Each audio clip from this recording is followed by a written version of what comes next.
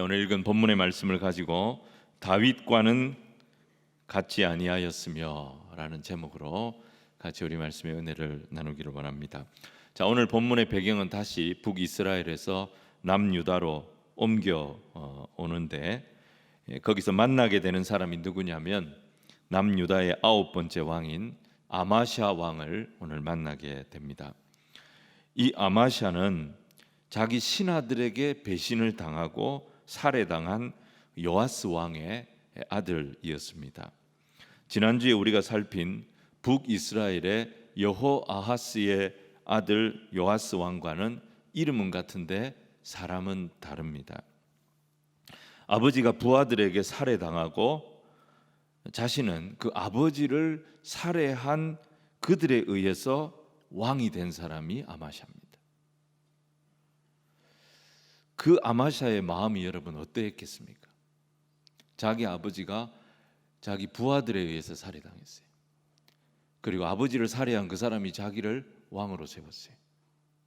그 아마샤의 마음이 어떠했겠냐는 거예요.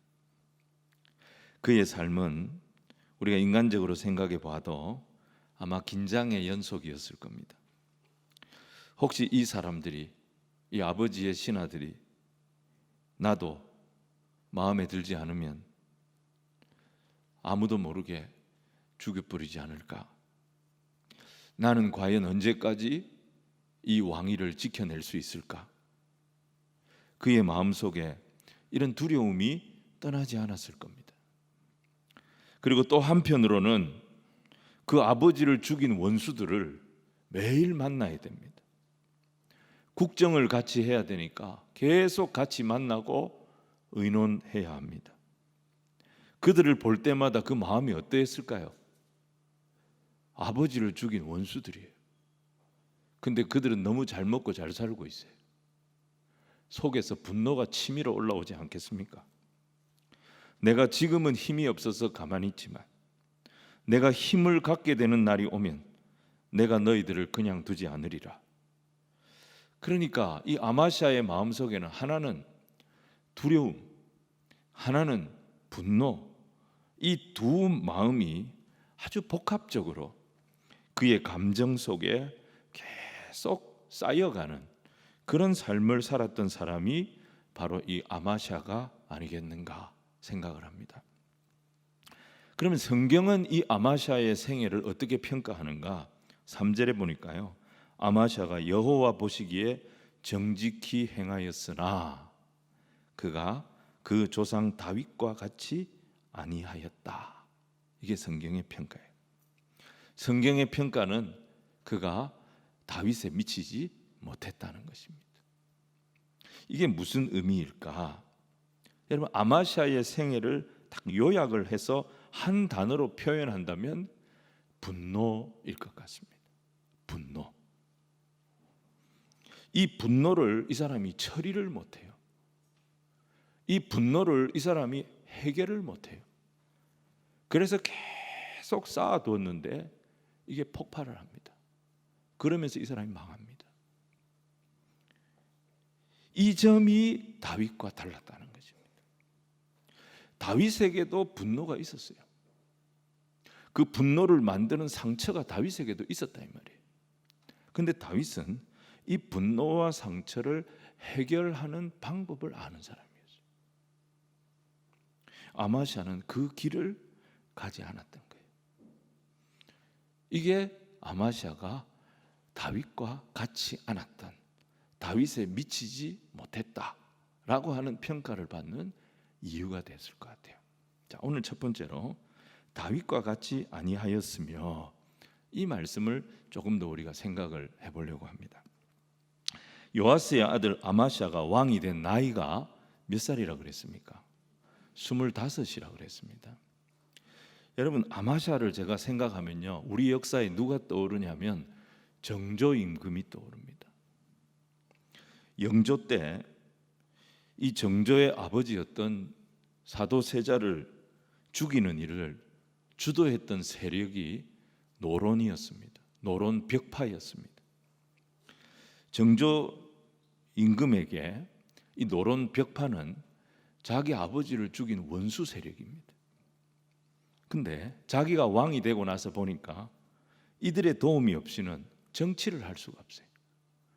권력을 유지할 수가 없어요.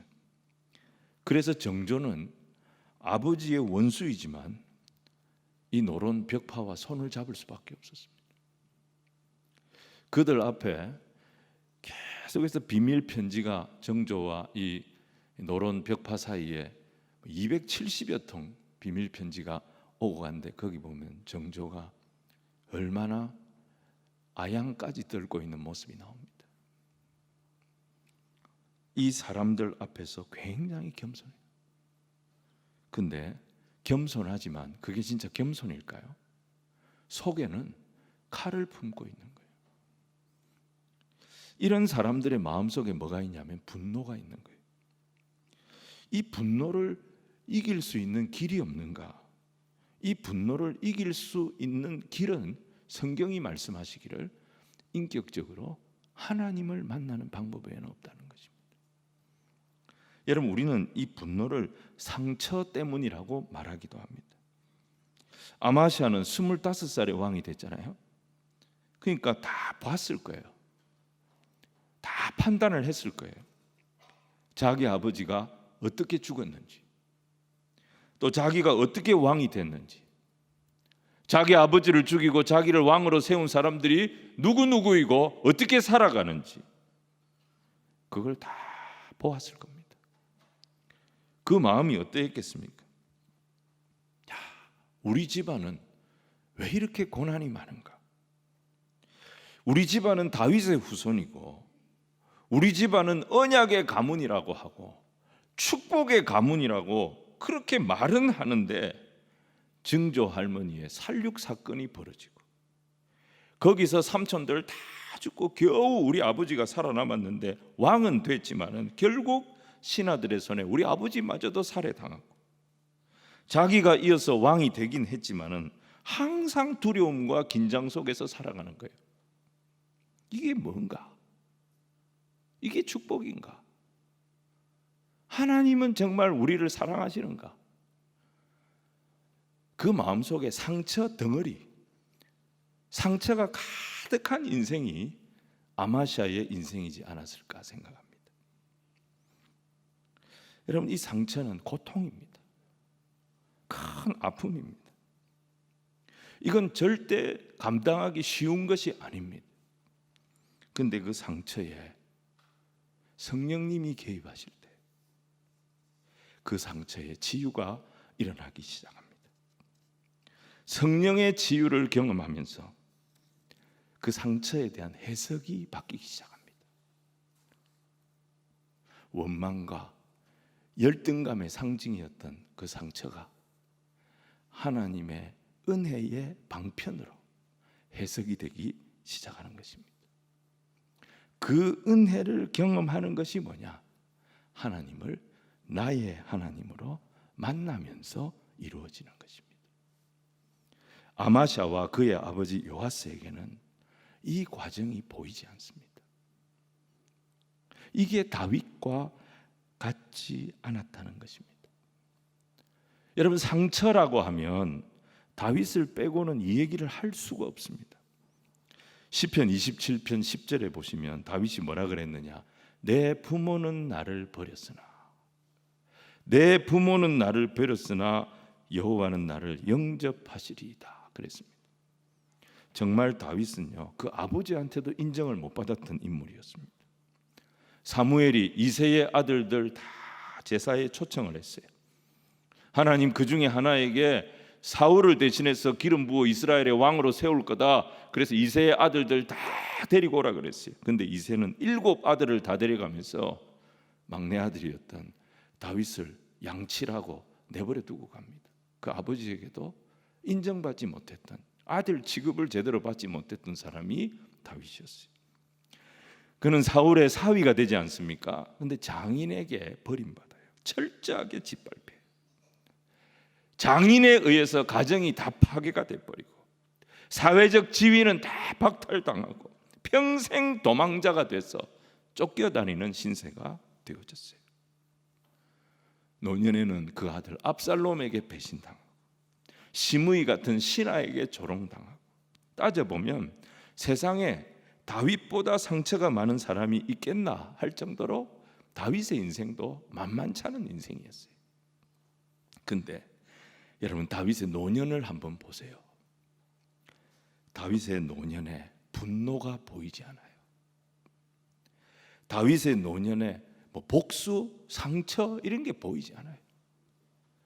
오히려 그는 자신의 상처 때문에 하나님을 다 의지했습니다. 그의 상처를 치유해 주시는 하나님을 만났습니다. 그리고 그 하나님 앞에 섰습니다. 그리고 하나님께 붙들렸어요.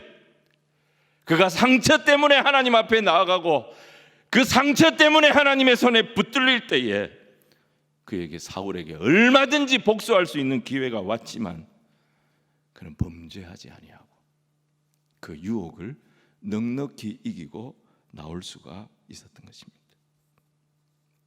그래서 우리 가운데 누구든지 마찬가지입니다. 나는 상처가 많다. 나는 피해를 너무 많이 입었다. 나는 너무 부족하다. 나는 잘하는 게 없다. 나는 너무 우울하다. 여러분, 이런 마음, 이런 아픔이 없는 사람이 누가 있습니까? 다 마음속에 고통이 있고 상처가 있습니다. 우리가 다윗을 봐야 됩니다. 그 많은 상처를 다윗은 혼자 끌어안고 있지 않았습니다. 그걸 가지고 주님 앞에 나아가서 주께서 태워주시는 은혜로 치료함을 받았던 사람이 다윗이었습니다. 그 고백들이 시편에 가득 나오는 것입니다. 시편 94편에 보시면 다윗은 이런 고백을 합니다. 여호와여, 나의 발이 미끄러진다고 말할 때에 주의 인자하심이 나를 붙드셨사오며 내 속에 근심이 많을 때에 주의 위안이 내 영혼을 즐겁게 하시나이다. 다윗은 나의 하나님이 분명한 사람이었어요. 자기의 삶의 자리에, 근심의 자리에, 눈물의 자리에, 고통의 자리에, 환난의 자리에, 상처의 자리에, 너무너무 외롭고 힘든 그 자리에 찾아와 주시고 위로자가 되어 주시고 그에게 다시 기쁨을 회복시켜 주셨던 나의 하나님, 나의 하나님에 대한 고백이 분명한 사람이 다윗이었다 이 말이에요. 그는 하나님과 1대1의 관계 속에서 살았던 사람이에요. 그랬기 때문에 그에게 환경이 문제가 되지 않았어요. 코로나 환경 때문에, 여러 가지 어려운 형편 때문에 다윗에게는 그게 문제가 되지 않았다는 것입니다. 아무것도 없는 그 광야에서도 그는 하나님을 독대합니다. 아무도 그를 찾아오지 않는 그 굴 속에서도 그는 하나님을 노래합니다. 거기서 상처를 치료받고, 분노를 치료받고, 원한을 치료받고, 그 모든 것이 영광으로 바뀌고, 감사로 바뀌고, 찬송으로 바뀌고, 그의 입술이, 모든 고백이 하나님을 향한 노래로 바뀌어졌던 인물이 다윗이었다는 것입니다. 그래서 시편 57편에요, 다윗이 사울을 피해서 굴에 있으면서 노래를 이렇게 불렀어요. 시편 57편이 바로 굴에서 부른 노래입니다. 뭐라고 했습니까? 하나님이여, 주는 하늘 위에 높이 들리시며 주의 영광이 온 세계 위에 높아지기를 원하나이다. 이 가스펠송이 있어요. 이거 하늘 위에 주는 높이 들리, 여기까지 하겠습니다. 여기까지. 하늘 위에 주는 높이 들리고 주의 영광은 온 세계 위에. 여러분, 이게 다윗이 잘 나갈 때 쓴 시가 아니라니까요. 다윗이 온 나라를 평정하고 근동 지역의 최고의 군주가 되어졌을 때 부른 노래가 아니라니까요. 오늘을 살지 내일을 살지, 그 아둘람 굴에서 언제까지 버틸 수 있을지 기약이 없는 그 상황 속에서 하늘 위에 주는 높이 들리며 주의 영광은 온 세계 위에. 하나님이여, 내 마음이 확정되고 내 마음이 확정되어 싸우니 내가 노래하고 내가 찬송하리이다. 다윗이 노래를 불렀다니까요. 이것도 가스펠송에 있어요.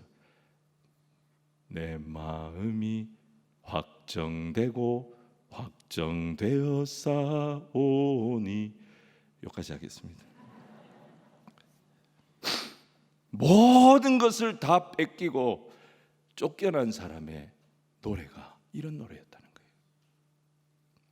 여기에 여러분 상처가 어디 있습니까? 여기에 원망이 어디 있습니까? 여러분, 우리가 하나님 앞에서 마찬가지입니다. 여러분, 헌금을 우리가 할 수 있습니다. 주일 성수 할 수 있습니다. 헌신하고 봉사하고 참 아름답고 다 귀한 것들입니다. 진짜 우리 중에 그런 분은 없겠지만, 여러분, 만약에 이 모든 것들을 내가 어쩔 수 없이 의무감으로 한다. 봉사도 의무감으로 하고, 주일 성수도 의무감으로 하고, 헌금 드리는 것도 의무감으로 하고, 여러분, 그러면 그건 신앙이 아닙니다. 여러분, 내 헌신에, 내 예배에, 내 봉사에 하나님을 만난 자의 찬송이 들어가기를 주님 이름으로 축원을 드립니다. 하나님을 만난 자의 감사가 드려지기를 주님 이름으로 축원을 드립니다. 하나님을 만난 자의 영광이 내 헌신에, 내 봉사에, 내 헌금에 정말 하나님을 향한 내 마음이 표현되어지는 그런 은혜가 있기를 주님 이름으로 축원을 드립니다. 이게 다윗의 신앙이에요. 이게 다윗의 신앙이에요. 아무리 어려운 일이 와도 다윗은 뭐라고 고백합니까? 내가 여호와를 기다리고 기다렸더니 귀를 기울이사 나의 기도를 들어주셨더라. 시편 40편에 아무리 힘들어도 다윗은 희망을 꺾지 않아요. 소망을 꺾지 않아요.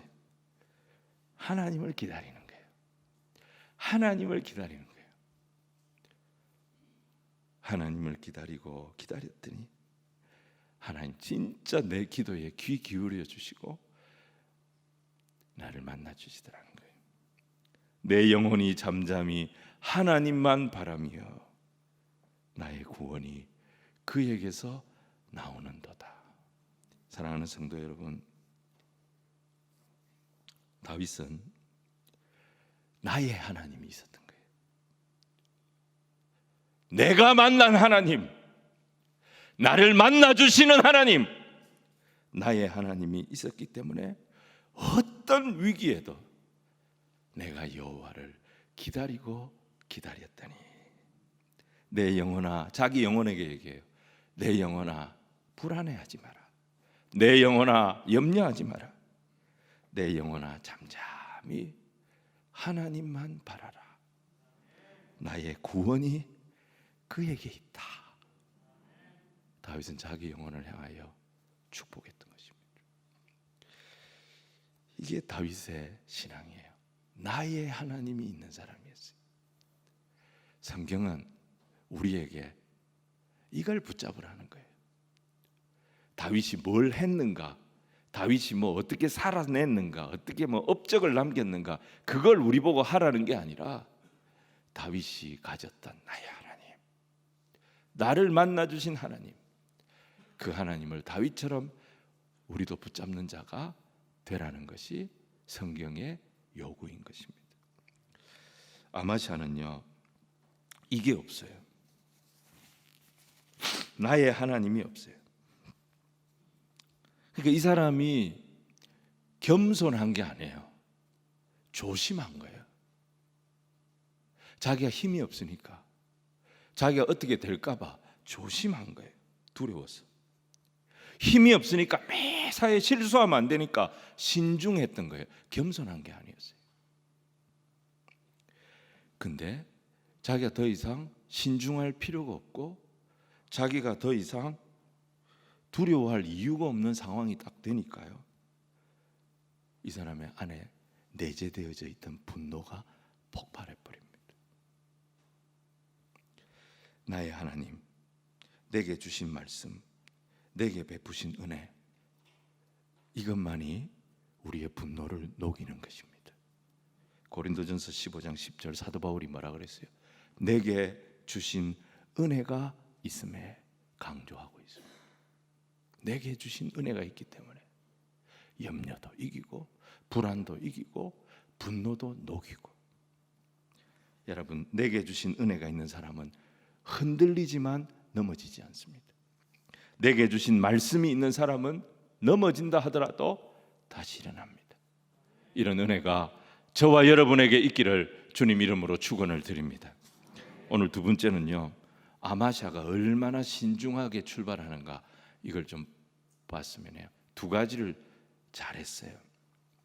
아마샤는 사실 이 상처와 분노를 품고 사는 사람이었어요. 근데 그가 이제 힘을 좀 갖게 되니까 이게 이제 분노가 이제 복수로 나타나는데 절제를 잘합니다. 처음에는. 자, 5절 말씀을 우리 같이 한번 읽어보겠습니다. 시작.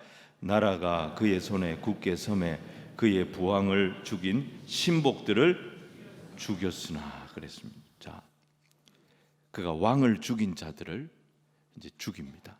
처벌을 합니다. 근데 선별을 해요. 죽인 그 사람만 처벌합니다. 그리고 그 가족들은 손도 대지 않습니다. 왜 그랬느냐? 율법이 금하기 때문이었습니다. 자, 6절을 우리 계속해서 한번 읽어보겠습니다. 시작.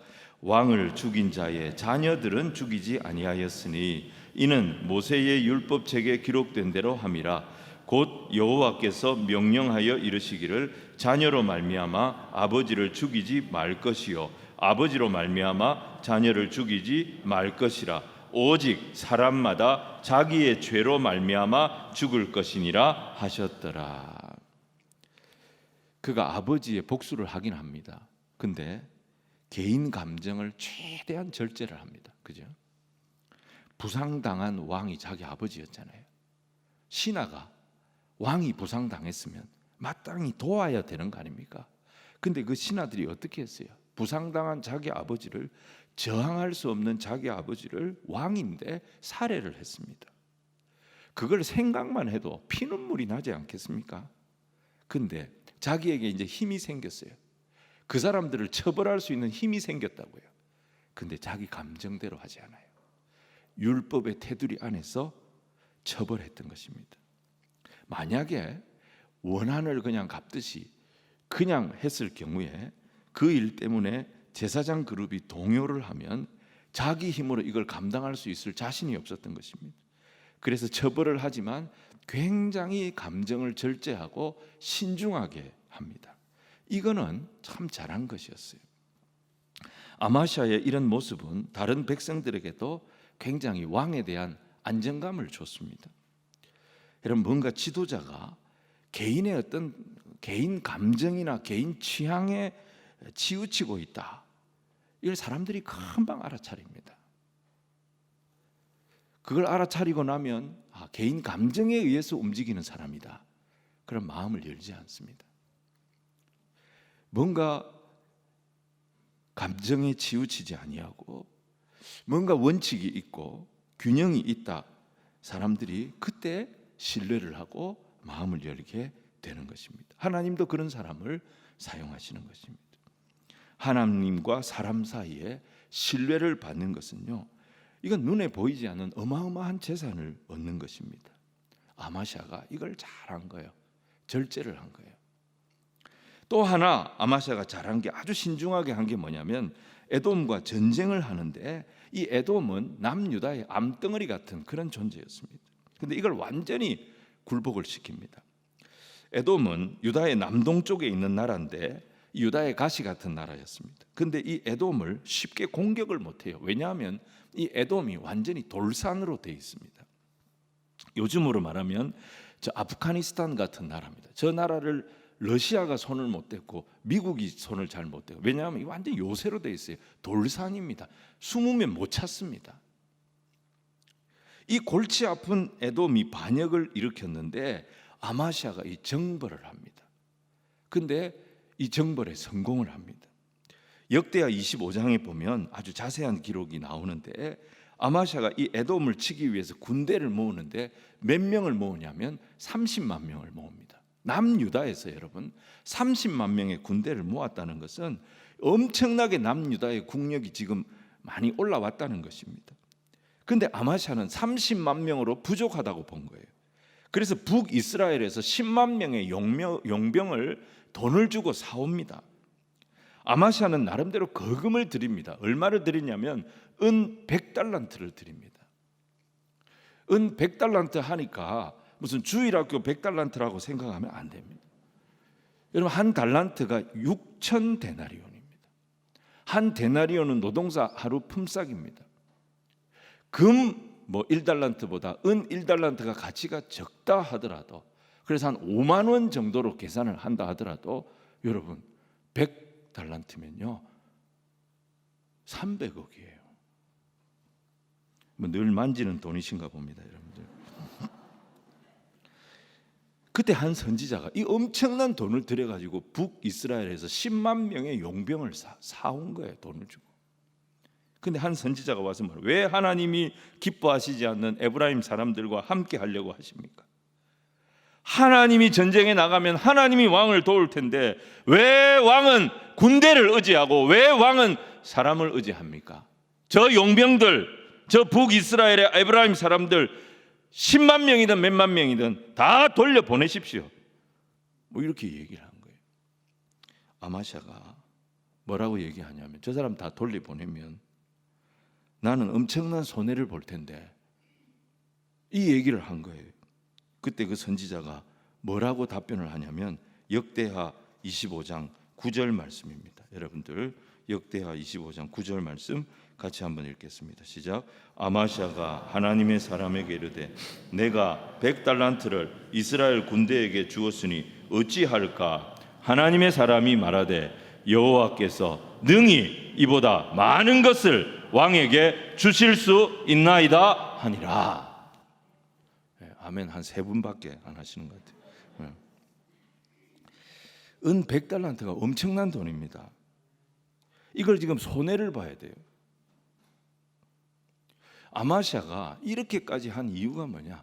아마시아는 이 반역에 대한 트라우마가 있는 사람입니다. 아버지가 반역으로 죽었어요. 그러니까 반역이라는 말만 나오면 과민 반응이 나오는 거예요. 그래서 에돔이 반역했다 그러니까 과민 반응이 나온 거예요. 30만 명의 군대가 부족해서 거금을 은 100달란트를 투자해가지고 수백억의 돈을 투자해가지고 용병들을 데려왔는데 선지자가 안 된다는 거예요. 이거 어떻게 합니까? 근데 아마시아가 선지자의 말을 순종합니다. 이들을 돌려보냅니다. 근데 이들이 말이죠, 전리품 챙기려고 온 용병들이었거든요. 근데 전리품 못 챙기고 돌아가니까 이 사람들이 가면서 그냥 약탈을 합니다. 유대 사람 3,000명을 죽였다 그랬습니다. 아마시아는 선지자의 말을 듣고 엄청난 손해를 본 거예요. 여론도 너무너무 안 좋아진 거예요. 근데 아마시아가 선지자의 말을 들었을 때 에돔을 완전히 정복할 수 있도록 하나님께서 그에게 은혜를 주셨던 거예요. 큰 손해를 봤지만 순종했더니 하나님 그에게 진짜 더 큰 기적이 일어나도록 인도해 주셨던 거예요. 근데 아마시아가 이렇게 순종한 것이 그의 믿음이 온전해서 그러냐? 그건 아닌 거예요. 자기 능력으로 감당할 수 없는 자기 인생 가시 때문에 어쩔 수 없이 그런 거예요. 내부적으로 아직까지 이 남유다는 아버지를 죽인 제사장 그룹이 여전히 힘을 쓰고 있습니다. 외부적으로는 저렇게 에돔 같은 나라가 계속 자기를 괴롭게 하고 있습니다. 이런 가시들이 여기저기에 있는 거예요. 이 가시들 때문에 아마시아는 신중할 수밖에 없는 거예요. 자기가 하고 싶은 말, 자기가 하고 싶은 행동을 마음대로 할 수가 없었던 거예요. 여러분, 우리 인생에도 가시가 있어요.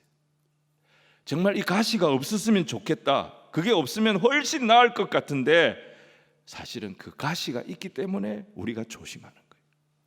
그 가시가 있기 때문에 행동도 조심하는 거예요. 말도 조심하는 거예요. 그 가시가 있기 때문에 내가 교만하지 못하는 거예요. 사도 바울에게도 이런 육체적 가시가 있었다 그랬잖아요. 사도 바울은 그 가시가 없어지도록 얼마나 간절히 기도했습니까? 근데 그 응답이 뭐였어요? 그 가시가 너에게 은혜다. 그게 없으면 네가 얼마나 똑똑하냐? 분명히 너는 교만해졌을 거다. 네가 얼마나 의로우냐? 너는 분명히 너를 의지했을 거다. 근데 그 병 때문에, 그 가시 때문에 네가 하나님을 의지할 수밖에 없게 된다면 그 가시가 너에게 은혜다. 이게 답변이었던 것입니다. 아마시아는요, 왕은 되었지만 아무것도 자기 힘으로 할 수 있는 게 없었어요. 그러니까 그의 마음속에 항상 두려움이 있었고 그의 마음속에 분노가 있었어요. 상처가 있었어요. 이 고난을 왜 주셨겠어요, 하나님이? 이 염려를 왜 주셨겠어요, 하나님이? 자기 마음대로 할 수 없는 이런 형편을 왜 주셨겠어요? 은혜의 원천이신, 축복의 원천이신 하나님께로 나오라는 일종의 초청장이었던 것입니다. 그런데 이 아마시아는 분노를 계속 쌓아놓고 있었어요. 그리고 자기를 두렵게 했던 그 안팎의 문제들이, 그 가시들이 하나하나 해결되기 시작하니까 정적들이 사라지고 백성들의 마음이 자기에게 오는 것 같고 에돔이라고 하는 이 나라를 정벌하는 데 성공하고 나니까 그동안 누르고 살았던 분노가 폭발하기 시작합니다. 그러면서 아마시아가 무너지는 겁니다. 여러분, 문제가 해결됐다고 끝이 난 것이 아닙니다. 고민이 사라진 것이 다가 아닙니다. 왜 하나님께서 내게 이런 은혜를 주시는가? 왜 하나님께서 내게 있는 이런 문제를 이렇게 해결해 주시는가?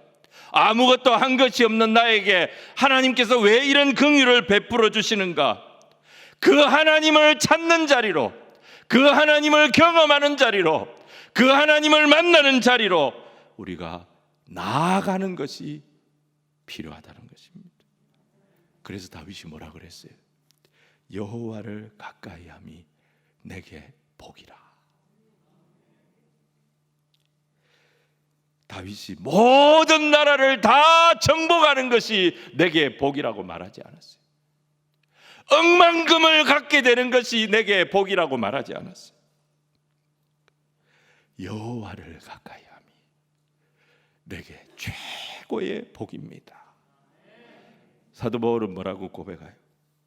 그리스도를 아는 지식이 가장 고상한 지식입니다. 바울만한 학자가 누가 있습니까? 유대 학자들 중에, 바리새인들 중에 사도 바울만한 학자가 누가 있습니까? 어느 누구도 부러워할, 모든 사람이 부러워할 지식을 가진 인물이 바울이에요. 근데 그 바울이 뭐라고요?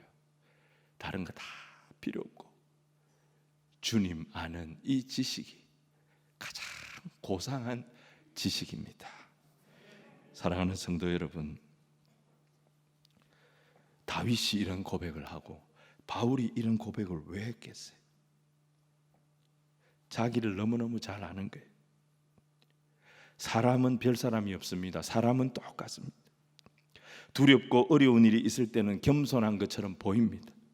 하지만 그 두려움이 사라지고 뭐가 좀 익숙해지고 그렇게 되면 얼마든지 오만해지고 얼마든지 교만해지고 얼마든지 방자해지는 것이 우리 인생이에요.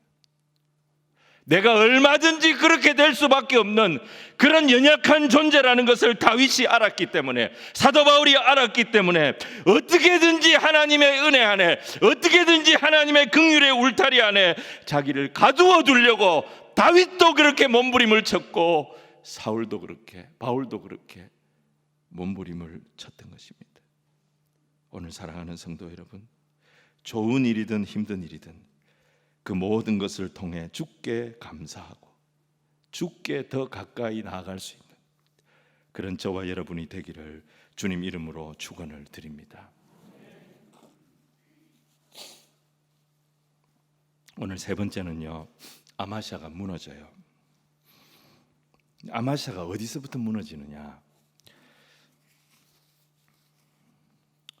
아마샤가 자기 인생의 최고 정상까지 올라갑니다. 성경에 나와 있는 대로 에돔 정복하고, 그때가 아마샤 자기 인생의 최고 정점에 올라갔을 때예요.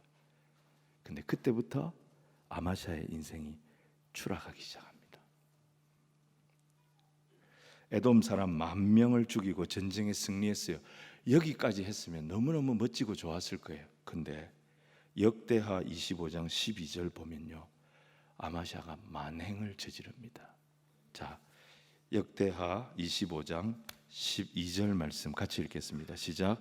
유다 자손이 또 10,000명을 사로잡아 가지고 바위 꼭대기에 올라가서 거기서 밀쳐 내려뜨려서 그들의 온몸이 부서지게 하였더라. 이 10,000명은 무장을 하지 않은 포로들이었던 것 같아요. 이 사람들을 산으로 끌고 올라가더니 그 돌산에서 밀어가지고 떨어뜨려서 온몸이 박살나도록 만들어서 죽인 겁니다.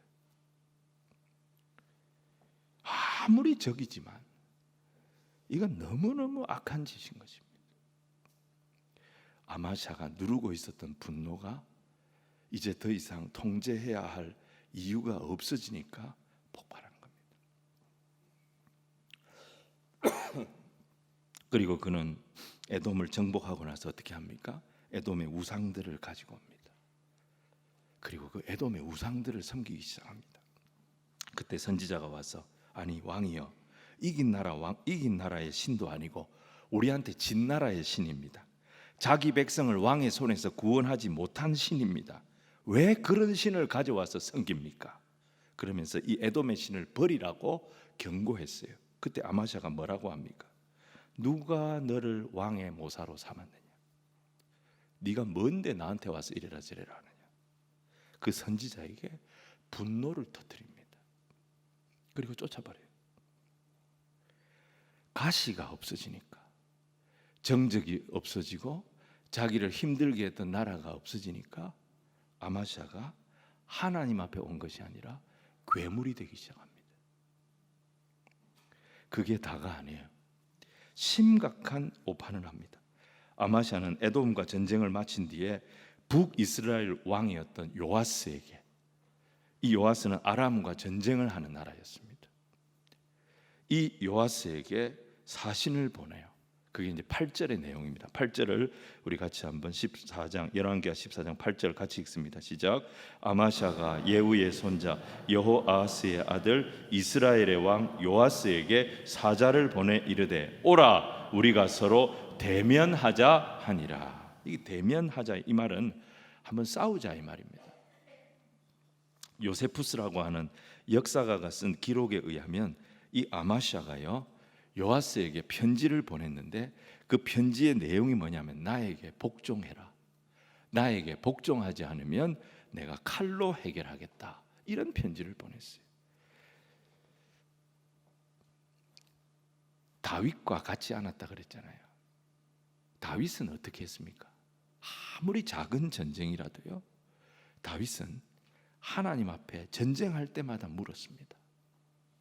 하나님, 이 전쟁을 할까요 말까요? 하나님, 올라갈까요 말까요? 올라가면 누구를 보낼까요? 다윗은 하나님 앞에 다 물었습니다. 근데 아마샤에게는요 이런 기도가 없어요. 전쟁을 일으키는 결정적 요인이 뭡니까? 분노예요. 전쟁을 일으키는 결정적 요인이 뭡니까? 에돔을 이겼다고 하는 교만이에요. 분노심 때문에 결정하고 분노로 인하여 더 교만해져서 무모한 전쟁을 일으키고 있는 것입니다. 아마샤가 한번 싸워보자 했을 때 북이스라엘 왕 요아스가 보니까 기가 찬 거예요. 그래서 그 답장을 보낸 게 9절이에요. 어떻게 레바논의 가시나무가 레바논의 백향목에게 대항을 하느냐?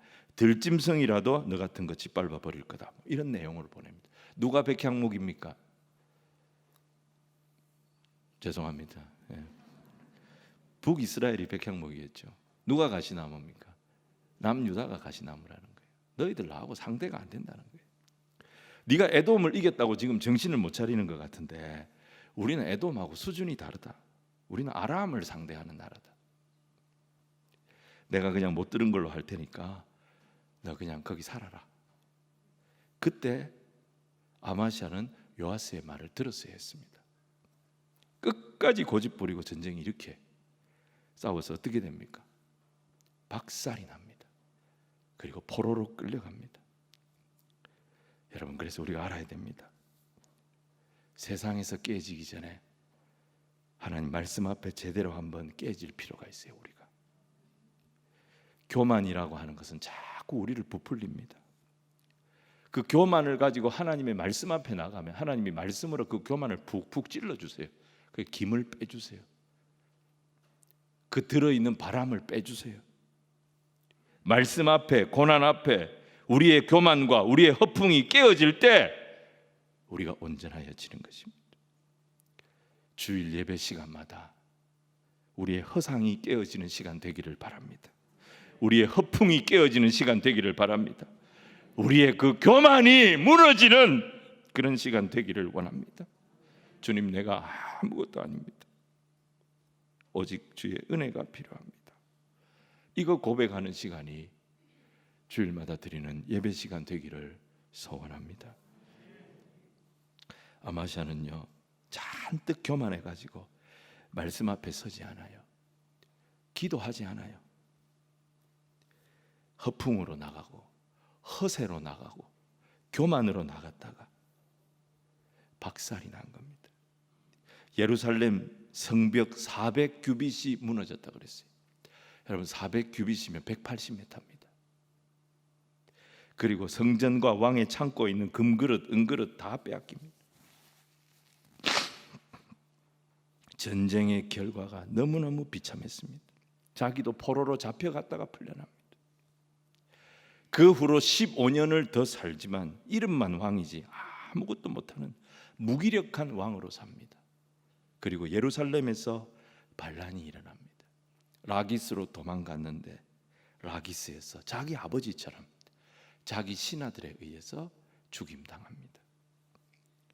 오늘 본문 3절에 보면 그 아버지 요아스가 행한 대로 똑같이 한 거예요. 아버지 요아스도 나의 하나님을 만나지 못했어요. 아버지 요아스도 평생 그 마음의 분노로 살았어요. 그러다가 신하들에게 살해당했어요. 아마시아가 똑같은 길을 가더라는 것입니다. 여러분, 아무리 힘들고 어려워도 분노는요, 마음에 품고 있으면 안 됩니다. 사람에게 위로받으려고 해도 그 위로 오래 못 갑니다.